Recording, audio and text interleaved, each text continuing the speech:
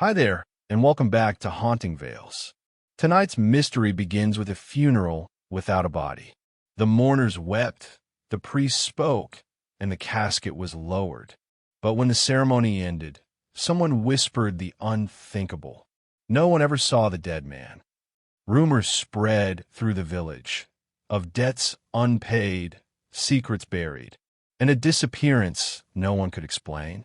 But when Hercule Poirot arrives, he sees what others ignore. A funeral too perfectly staged, and grief that feels rehearsed. Every flower, every tear, every word of sorrow hides a truth. And somewhere beneath the silence lies the reason why a man who never died was mourned all the same. If you enjoy mysteries that question what's real and what's illusion, don't forget to like, share, and subscribe to Haunting Vales. Let's begin. Chapter 1. The Bells Without Mourning. The rain had been falling since dawn. It wasn't the gentle kind that whispered against windows, but the heavy, endless kind that made the whole village feel drowned in sorrow. The small town of Graybridge lay beneath a blanket of mist, its church spire barely visible through the fog. At 11 o'clock sharp, the church bells began to ring. They echoed across the soaked rooftops, slow and solemn, calling the villagers to the funeral. But there was something odd about this funeral. Everyone felt it, though no one dared to say it aloud, because there was no body in the coffin. Hercule Poirot arrived with his umbrella tilted neatly over his head. He walked with precision, his polished shoes somehow untouched by the mud that had swallowed everyone else's feet. His expression was calm, his eyes sharp as the edge of a blade. He was not a man who believed in superstition, but even he could feel that something here was wrong. The coffin rested at the front of the church, surrounded by white lilies that had already begun to wilt. The plaque read, "In memory of Jonathan Meers, beloved son and friend." Yet, everyone knew Jonathan Meers had never been found. Not a single trace of him after the storm that took his fishing boat 3 weeks ago. The sea had claimed many lives before, but this time, the sea had returned nothing. No remains, no reiki, nothing but questions. Poirot stood at the back, observing. The villagers whispered in clusters, their voices thin, nervous, and unsure. There was no grief in the air, only curiosity. And beneath that, fear.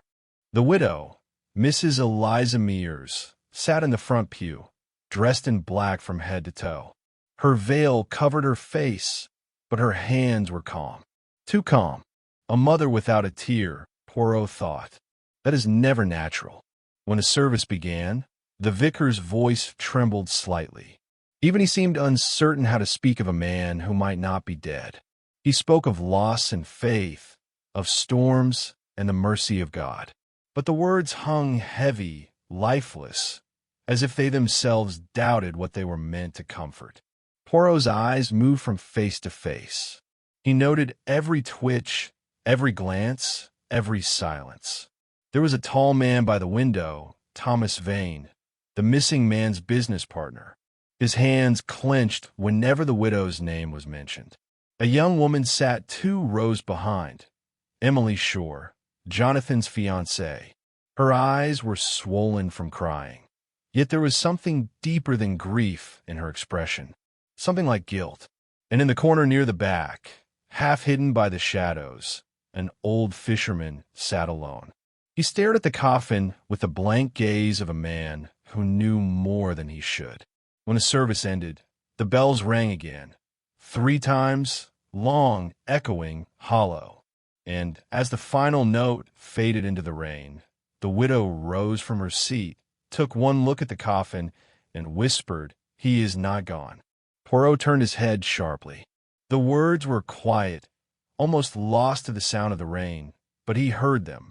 And in that moment, something shifted within him. He walked slowly toward her.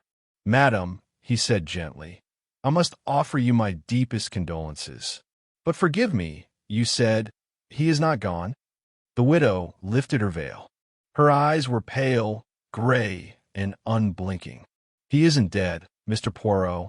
They buried an empty box." Poirot studied her for a long moment. "And you believe he is still alive?" "I don't believe," she said softly. "I know." Later that evening, the fog rolled thicker over the village, swallowing the lamplight. Poirot sat in the small inn near the harbor, a cup of black coffee steaming before him. The innkeeper, a nervous man with a limp, leaned closer to him. "They shouldn't have had that funeral," he said quietly. "There's no proof Jonathan Meers is dead. None at all." Poirot tilted his head. "Then why hold the ceremony?" The innkeeper hesitated, then whispered, "Because someone wanted it done. Someone important." The detective's brows rose slightly. "Mrs. Meers?" The man shook his head. "No, Thomas Vane." Poirot's mind began to spin its quiet wheels. The business partner, the man by the window, the clenched fists, the uneasy glances. He looked out through the window, toward the sea. The fog seemed alive, twisting, breathing, hiding things. The ocean beyond it was black and restless, its waves striking the rocks like fists of anger. "Tell me," Poirot said, "was there any wreckage at all?" "None," said the innkeeper. "Not a plank. It's like the boat never left the shore." Poirot's eyes narrowed. "Then perhaps," he said softly, "it never did." At midnight, he walked to the churchyard. The rain had stopped, but the air was still heavy with the scent of wet earth and flowers. The coffin had been buried earlier that day, 6 feet deep, beneath a headstone carved too quickly. He stood over it in silence, his breath misting in the cold air. Something about the ground seemed wrong, too level, too smooth. He knelt down, brushing his gloved hand across the soil. It was freshly packed, but only at the surface. The weight of the earth below felt different, looser, disturbed. And then he noticed the smallest thing, a faint glimmer in the mud. A broken piece of glass, the edge of a bottle. He pulled it out carefully and held it under the moonlight. Inside, barely visible, was a thin, rolled scrap of paper. He uncurled it slowly. The writing was smudged, but one line remained clear. "Do not bury me." Poirot's heart beat once, heavily. He looked again at the grave. The rain dripped from the branches above, each drop echoing like a heartbeat in the silence. Someone had held a funeral without a body. But perhaps there had been a body once, and someone had made sure it disappeared. He straightened, his expression hardening. "The truth," he whispered, "is buried deeper than the coffin." The bells of Graybridge church rang once more in the distance, one low, mournful toll. And as Poirot turned toward the sound, he knew that the funeral without a body was not an end. It was the beginning. Chapter 2. The Widow's Secret Letter. The next morning came without sunlight. The sky was a dull gray sheet, the air thick with sea mist that rolled across the streets of Graybridge like smoke from an unseen fire. The village was silent except for the distant cry of gulls and the occasional creak of wooden signs swaying in the wind. Hercule Poirot stood by the window of his small inn room, watching the fog swallow the harbor. The smell of salt and damp would fill the air. He had not slept. The message in the bottle haunted him through the night. "Do not bury me." He had seen many strange cases before, but there was something about this one that unsettled him. It was not just the missing body. It was the way the villagers avoided looking at one another, the way grief had been replaced by unease. He placed the small glass bottle on the table beside him and studied it once more. The writing had faded even more overnight. The paper was water-damaged, fragile, and smelled faintly of seawater and oil. But there was one other detail that had caught his sharp eye: the ink. It wasn't ordinary ink. It had a faint bluish shimmer when held against the light, the kind used in shipping documents, something only a man involved in trade or travel would possess. Jonathan Meers had been a trader of coastal goods: salt, rope, tools, and supplies for fishing boats. So the question burned clearly in Poirot's mind. If Jonathan wrote this note, where was he now? Poirot's breakfast that morning was untouched. Instead, he visited the Meers estate, a narrow, aging house at the edge of the village, perched on a cliff that overlooked the gray sea below. When the maid opened the door, her eyes widened slightly at the sight of him. Poirot spoke softly, "Please tell Mrs. Meers that I wish to speak with her, if she will allow it." A few minutes later, he was led into a parlor that smelled faintly of dust and lavender. The curtains were drawn. The fire burned low, though the air was cold enough to make his breath visible.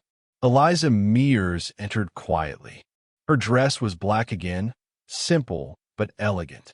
She no longer wore her veil, and her pale face looked almost ghostly in the half-light.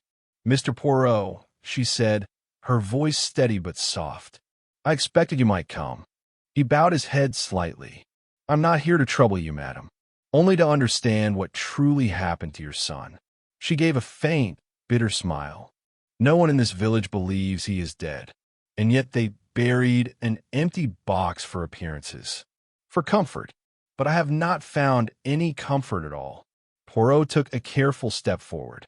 "Then tell me, Mrs. Meers, why do you believe he still lives?" She turned away, her hand tightening around the edge of the fireplace mantel. "Because I received a letter, Mr. Poirot, 3 days after the storm." Poirot's eyes narrowed. "A letter?" "Yes." She walked to a drawer in the corner of the room, unlocked it, and withdrew a small envelope, yellowed and salt-stained. She handed it to him. It arrived without a return address, but I would know his handwriting anywhere. Poirot opened it delicately. The writing was hurried, the ink faint, the same bluish shimmer he had seen in the bottle. It read, "Mother, if you receive this, it means my plan has worked. Do not grieve for me. Trust no one, especially Thomas. I will return when it is safe." Poirot looked up slowly. "Thomas, his business partner?" She nodded. "Yes, they own the shipping company together." Jonathan had begun to suspect that money was missing, that Thomas was cheating him. "He told me he would expose him soon." Poirot paced the room slowly, the sound of his shoes soft against the wooden floor. "So he staged his death?" "I don't know. But after that storm, I felt something, as if he was near, as if he had not gone far." Poirot set the letter gently on the table. "May I keep this for study?" She hesitated, then nodded. "Yes. But please, Mr. Poirot, if you find him, do not bring me only the truth. Bring me my son." Her words lingered in the room long after he left. The detective's next stop was the docks. The tide was low, revealing the jagged bones of the shoreline. Wooden boats knocked gently against the posts, creaking like weary souls. Thomas Vane stood at the far end of the pier, speaking with 2 fishermen. He was tall, broad-shouldered, with hair just beginning to gray at the temples. His face carried the smooth charm of a man used to being trusted. When Poirot approached, the fisherman nodded nervously and walked away. Thomas turned, forcing a polite smile. "Mr. Poirot, isn't it? I heard you were in town." Poirot inclined his head. "Indeed. I was at the funeral yesterday. A curious ceremony, was it not?" Thomas's expression tightened just slightly. "Tragic, yes, but at least the family has closure." Poirot's gaze sharpened. "Closure? For a man whose body has not been found?" Thomas's jaw moved once, as if considering his answer. "The sea doesn't return what it takes. Everyone here knows that, except, perhaps, when the sea never took it." Thomas's eyes narrowed. "What are you implying?" Poirot smiled faintly. "Nothing, monsieur. Forgive me. Nothing, sir. Only that funerals without bodies often leave questions behind. I am very fond of questions." Thomas exhaled slowly, his patience thinning. "Look, if you're investigating, fine. But Jonathan's death was an accident. Nothing more. I was the one who arranged the funeral because Eliza refused to accept it. I did what was kind." Poirot studied him. "Kindness," he said softly, "can be the most dangerous disguise of all." Thomas turned away, muttering under his breath, You're wasting your time." Poirot left the pier, but his mind was far from still. The letter had named Thomas. The note in the bottle had pleaded not to be buried, and the coffin, empty, had been buried nonetheless. Someone was trying to erase a man who might not yet be gone. That night, Poirot returned to the church.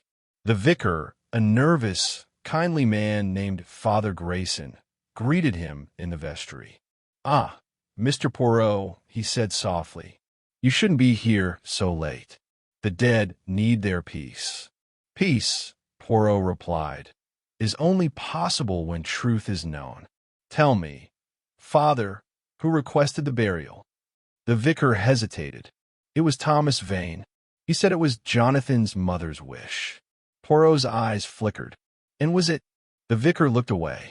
"She seemed surprised when I told her the arrangements had been made." Poirot stepped closer. "You dug the grave yourself?" The vicar shook his head. "No, I hired a man from the docks. Said his name was Harris. Quiet fellow. I paid him. He finished the work in a night." "And did you see the coffin before it was lowered?" The vicar swallowed. "No, it was sealed when it arrived. Thomas said it was better that way, to spare the mother the sight of an empty box." Poirot nodded slowly. "Ah, yes. How thoughtful." He turned toward the door, then paused. "Father, one last thing. Was there anything unusual about the burial itself?" The vicar frowned, thinking, "Well, the earth was heavier than usual. Damp, thick from the rain. But Harris said he didn't mind, though now that I recall, he returned the next morning to check the ground. I found it odd at the time, but thought nothing of it." Poirot thanked him and stepped into the cold night air once again. As he walked back through the graveyard, his cane struck the stones in slow, rhythmic beats. Each sound echoed through the mist. He passed rows of names, some long forgotten, some recently carved. Then he stopped. The grave of Jonathan Meers looked different than the night before. The ground was disturbed again, slightly sunken in the center, as if the earth had shifted. Poirot crouched down, running his hand across the soil. It was not fresh this time, but soft, as though something beneath had moved. He pressed his ear close. For a long moment, there was nothing, only silence. Then, faintly, a sound. A hollow knock. One, then another. Poirot froze. The wind hissed through the trees, and the sound faded. It could have been imagination, the ground settling, or something far more terrible. He rose, his heart thudding. "If that coffin truly is empty," he whispered, "then who makes the sound beneath?" When he returned to the inn, a letter awaited him at the front desk. The handwriting was unfamiliar, the paper damp. He opened it under the weak glow of his lamp. It read, "Stop digging, Mr. Poirot. Some secrets deserve their graves." No signature, no address, only the faint scent of salt water clinging to the paper. Poirot sat back, eyes narrowing as thunder rolled in the distance. The waves outside struck the cliffs like war drums. Somewhere beyond the fog, the truth waited, half buried, half alive. And he knew one thing for certain. This was no simple disappearance. Jonathan Meers had faked his death, or someone had done it for him. Either way, the funeral without a body had been staged for a reason, and Hercule Poirot intended to find out why. Chapter 3. The Grave That Moved. The storm had returned. Winds howled across the cliffs of Graybridge like a chorus of unseen ghosts, and the church bell swung wildly, its dull chime lost beneath the roar of thunder. Every window in the village rattled. Every light flickered. Hercule Poirot sat alone in his room at the inn, the mysterious note spread before him. "Stop digging, Mr. Poirot." The word stared back like a warning carved in stone. He had received many threats before, but this one felt different. Not the arrogance of a killer afraid of discovery, but the desperation of someone protecting a secret that could destroy them. The sound came again. Bang! The shutters slammed against the window frame. The wind screamed, and for a moment, the glass shook as though something or someone pressed against it from outside. Poirot rose calmly and closed the latch. But as he turned away, he noticed something on the floor, a small smear of mud by the door. Fresh. Vet. Someone had entered his room while he slept. His eyes moved quickly across the space. Everything seemed untouched, except for one thing. The glass bottle, the one that held the message, "Do not bury me," was gone. By morning, the storm had left the village battered and silent. The streets were littered with broken branches, overturned barrels, and the smell of seawater. The fog had not lifted. It hung heavy, like a secret that refused to fade. Poirot stepped into the cold air, his hat low against the wind. The church loomed ahead, black, damp, and waiting. He walked straight to the graveyard. The soil at Jonathan Meers' grave looked worse than before. This time, it had sunk deeply, leaving a shallow hollow at the center. Poirot knelt. His hand pressed the earth. It was soft, shifting beneath his fingers. He whispered to himself, "A grave does not move on its own." A shadow passed across the headstone. He turned. It was the vicar, Father Grayson, carrying a lantern though the sun had already risen. His eyes were hollow with sleeplessness. "You're here early, Mr. Poirot." Poirot stood. "Tell me, Father, did anyone visit the grave last night?" The vicar hesitated. "I thought I saw someone, a shape moving between the stones just before the storm hit. But when I called out, the wind drowned my voice. I assumed it was the gravedigger, Harris." "Harris," Poirot repeated softly. "The man who dug the grave. Has anyone seen him since the burial?" The vicar frowned. "No, he was supposed to return for payment 2 days ago. He never came." Poirot's gaze turned toward the cliffs. The air tasted of salt and decay. "Then perhaps," he said, "we should find out where the man has gone." The gravedigger's cottage stood on the outskirts of Graybridge, near the marshes where the tide crept in quietly to claim its own. The windows were dark, the chimney cold. Poirot knocked once. No answer. He pushed the door gently. It opened with a soft groan. The room inside smelled of damp straw and old tobacco. On the table lay a half-eaten loaf of bread, now covered in mold. A lantern sat beside it, still full of oil. Poirot moved deeper. There was a second door at the back, slightly ajar. Beyond it, the floor was muddy, footprints led in, but not out. And in the corner, by the wall, something caught the light. A wooden box. He lifted the lid carefully. Inside lay the bottle, the same one stolen from his room. The message, "Do not bury me," was still inside, but now another piece of paper rested beside it. He unrolled it. The writing was shaky, hurried. "They buried the wrong man. Forgive me." Poirot's pulse quickened. "The wrong man?" he whispered. He looked around the small cottage once more and froze. The smell. It wasn't only dampness. It was something heavier, sweet, metallic. He turned toward the bed. The blanket was drawn high, too neatly. Slowly, he pulled it back. Harris lay beneath, his face pale, eyes wide, mouth frozen in a silent scream. His hands were blackened at the tips, as though from soil and salt. Around his throat, a faint mark, the trace of a rope. Poirot stood silently for a long time. Then he covered the man's face with the blanket again. "The grave that moved," he murmured. "Now I understand why." By noon, Poirot was standing once more at the churchyard, joined by the vicar and 2 constables from the next town. He pointed toward the sunken grave. "We must open it," he said simply. The vicar shuddered.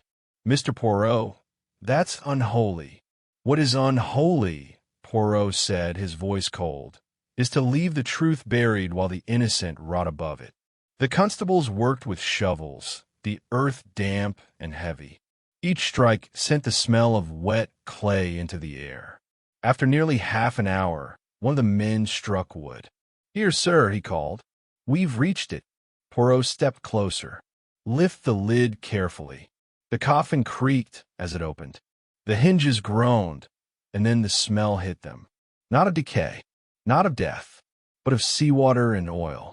Inside, there was no body, only a bundle of rags, and beneath them, a single wooden plank cracked down the middle. Something else rested at the bottom, a silver pocket watch. Its hands were stopped at 11:47. Poirot took it gently. The initials engraved on the back read TV. Thomas Vane. He stared at the watch for a long moment. So, he whispered, the wrong man indeed. The constables exchanged uneasy looks. You think this was the partner? Poirot nodded slowly. Yes, and I believe Jonathan Meers is very much alive. That evening, Poirot returned to the Meers estate. The storm clouds had gathered again, pressing low over the cliffs. The wind tore at the windows. Mrs. Meers met him at the door, her expression pale, her hands trembling slightly. Mr. Poirot, she said, you look as if you've seen a ghost. Not a ghost, he said, but a lie that has come back to life. He told her everything. The gravedigger's death, the letter, the discovery in the coffin. When he mentioned the initials on the watch, her face drained of color. That was Thomas's, she whispered. He never went anywhere without it. Poirot stepped closer. When did you last see him? She shook her head slowly. 2 nights before the funeral. He came here to speak about the arrangements. He said he wanted to make sure everything would be respectful. I told him I didn't want a service. But he insisted. Did he seem nervous? Yes. He kept looking out toward the sea, as if expecting someone to appear. Poirot's eyes narrowed. Someone did appear. Mrs. Meers. Jonathan. She gasped, hand to her mouth. You mean? Yes, Poirot said softly. Your son killed his partner and buried him in his own coffin. The storm broke open above them, lightning flashing across the darkened sky. Rain slammed against the windows, thunder shaking the walls. Poirot moved to the window, staring out at the wild sea below. He planned this carefully. The letter you received was real, but it was not a warning. It was a performance.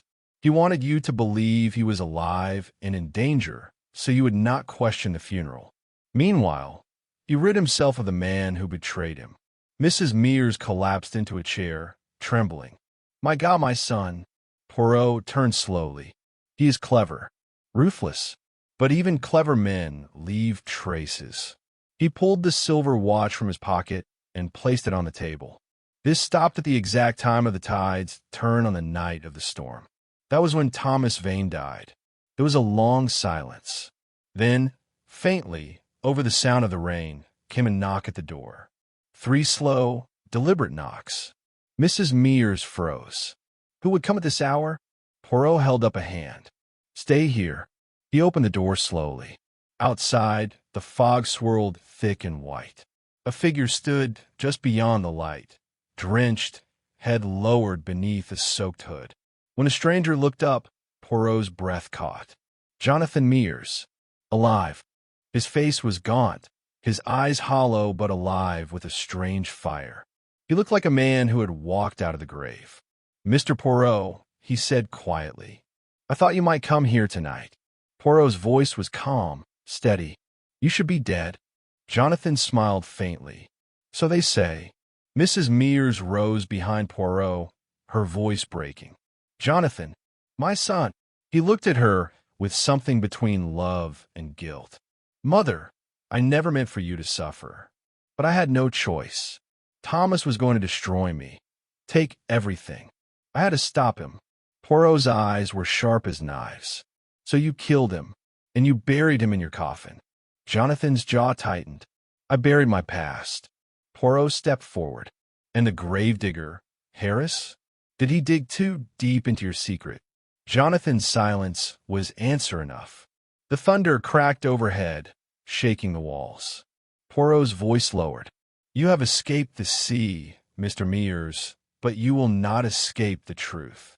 You faked your death to hide your crime, but you forgot one thing. Jonathan's eyes flickered. What? The dead never stay buried in Graybridge. Jonathan turned his gaze to his mother, pain flickering in his expression. I wanted to start over, to be free. Poirot's tone was quiet but firm. Freedom built upon a grave is only another kind of prison. Outside, the sirens of the constables wailed faintly through the storm. Poirot had already sent word before coming. The truth had been ready to surface. Jonathan Meers took one final look at his mother. "Forgive me," he whispered. Then he stepped forward and held out his hands. When the constables led him away into the night, the rain fell heavier, washing the mud from the path like tears. Poirot watched silently from the doorway. The storm would end, as all storms did. But the echoes of this one would linger long after the sea calmed. He turned to Mrs. Meers. Her eyes were vacant, her voice barely a whisper. "You've brought him back to me, Mr. Poirot, but not the way I hoped." Poirot bowed his head. "The truth rarely arrives dressed as mercy, madam." Chapter 4. The Funeral Without a Body. The storm had returned to Graybridge that night.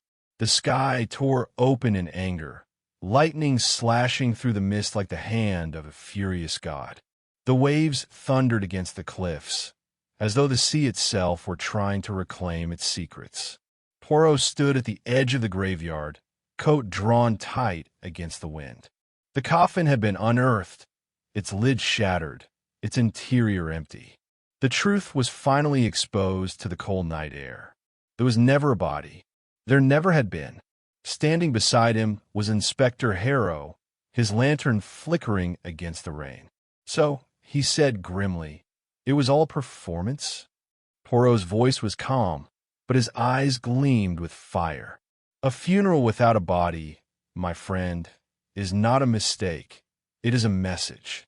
The question is, who sent it, and to whom?" Earlier that evening, Poirot had visited the Meers estate once more. The grand house loomed above the harbor like a ghost from another age, its windows dark, its doors locked. Yet one light still burned inside. In the study, Eliza Meers sat at her husband's desk. Before her lay the sealed envelope Poirot had discovered inside the coffin. Its wax cracked, its contents revealed. She looked up as he entered. "So," she said quietly, "you found it." Poirot closed the door behind him. "Yes, madam. Your husband planned this entire deception. But not for greed, not for escape. He did it for you." Her eyes filled with tears. "You don't understand." "Oh, I understand very well," Poirot replied. Jonathan Meers discovered his business partner was laundering money through the fishing company.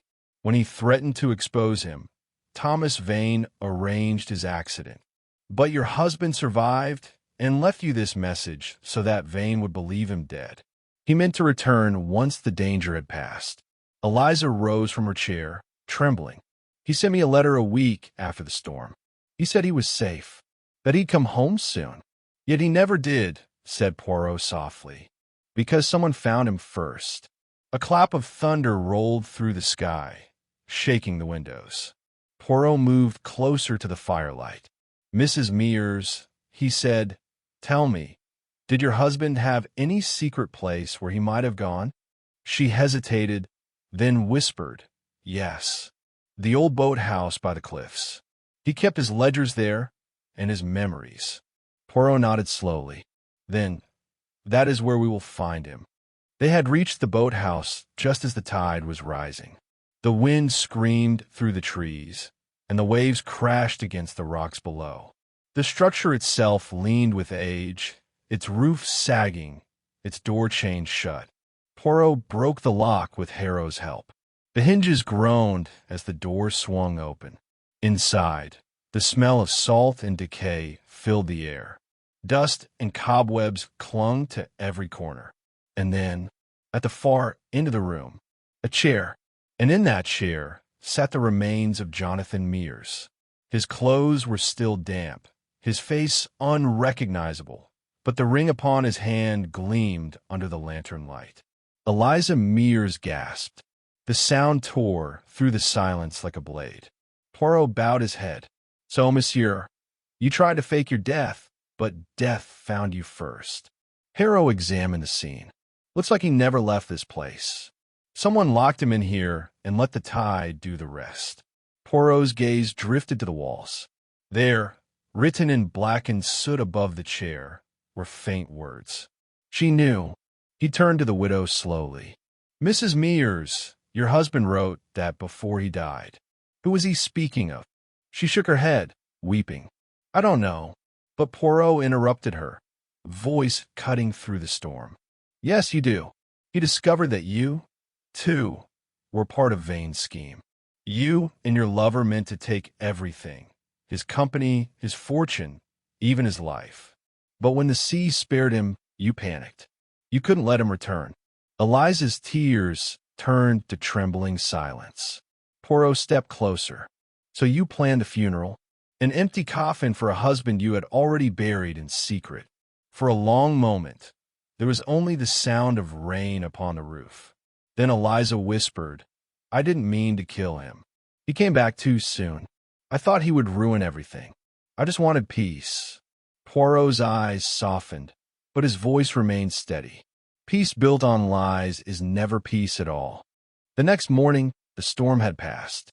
The sky over Graybridge was pale and washed clean, the first sunlight in weeks breaking through the clouds. The sea lay calm, as if the night before had been only a dream.